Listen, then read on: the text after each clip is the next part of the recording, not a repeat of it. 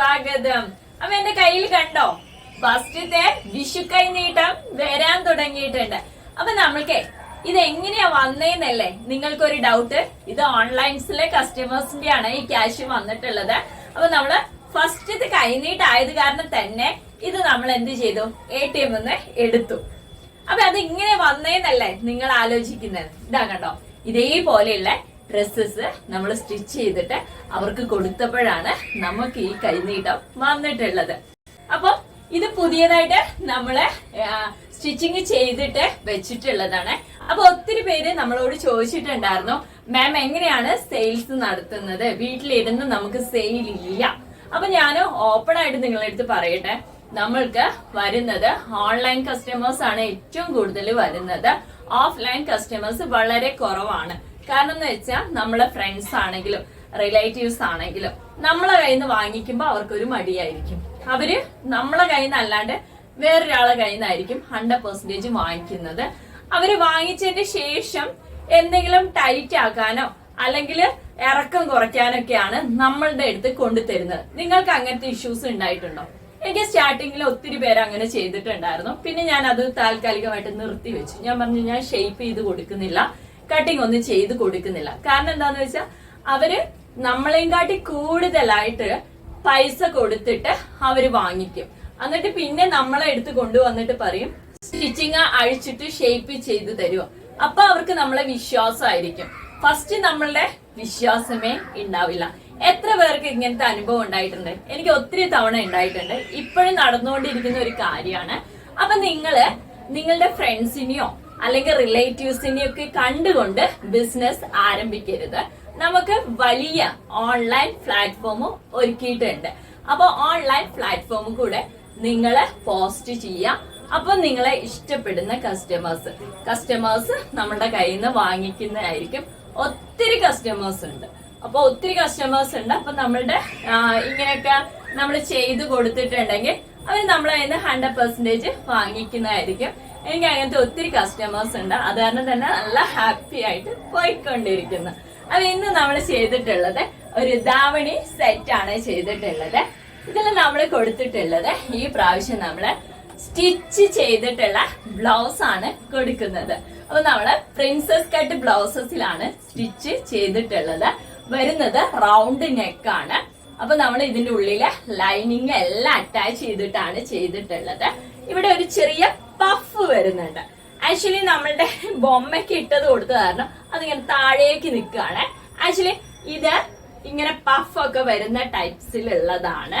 ഇതാ കണ്ടോ, രണ്ട് സൈഡിലും പഫ് വെച്ചിട്ടുള്ളത്. അതേപോലെ തന്നെ പാവാട വരുന്നത് 40 ആണ് ലെങ്ത് വരുന്നത്. അതേപോലെ തന്നെ പിന്നെ ഇത് വിട്ട് വരുന്നതും നമ്മള് 41 ആണ് കൊടുത്തിട്ടുള്ളത്. അപ്പൊ എത്ര വലുതാണെങ്കിലും എത്ര ചെറിയ ആൾക്കാർക്ക് 36 ഒക്കെ വരുന്നവർക്കാണെങ്കിലും ഇത് നന്നായിട്ട് ഇങ്ങനെയാണ് ഇതിന്റെ ഫൈനൽ ലുക്ക് വരുന്നത്. പ്രിൻസസ് കട്ട് ബ്ലൗസ് ആണ് വരുന്നത്. അതുപോലെ തന്നെ അടുത്ത് നമ്മൾ കൊണ്ടുവന്നിട്ടുള്ളത് പ്രിൻസസ് കട്ട് ബ്ലൗസ് ആണ്. അപ്പൊ ഞാൻ ഒത്തിരി പേരുടെ കണ്ടിട്ടുണ്ട് ഇവിടെ നമ്മള് പാഡഡ് ഒക്കെ വെച്ചിട്ടുള്ളത്. പക്ഷെ അത് വാഷ് ചെയ്യുമ്പോ ചുരുങ്ങിയൊക്കെ പോകുന്ന പാഡഡ് ഒക്കെയാണ് ഏറ്റവും കൂടുതൽ കണ്ടിട്ടുള്ളത്. ഇത് വന്നിട്ടുള്ളത് പ്രിൻസസ് കട്ടില് നമ്മള് ലോങ് ആയിട്ടാണ് സ്ലീവ് കൊടുത്തിട്ടുള്ളത്. ഇതിന്റെ ഉള്ളിലും നമ്മൾ എന്ത് ചെയ്തിട്ടുണ്ട്, ലൈനിങ് അറ്റാച്ച് ചെയ്തിട്ടുണ്ട്. അതേപോലെ തന്നെ ഇത് വരുന്നത് വീനെക്കാണ് വരുന്നത്. ഈ ഒരു ഷേപ്പിലാണ് വരുന്നത്. അപ്പൊ നമ്മൾക്ക് ഈ ഒരു ഷേപ്പിലാണ് വരുന്നത്. പ്രിൻസസ് കട്ട് ബ്ലൗസ് ആണ് വരുന്നത്. 6 ആണ് ചെസ്റ്റ് വരുന്നത്. അപ്പൊ ഇതിന്റെ ഉള്ളിൽ വേണമെങ്കിൽ നമുക്ക് വർക്കിംഗ് ചെയ്തിട്ട് കൊടുക്കാം.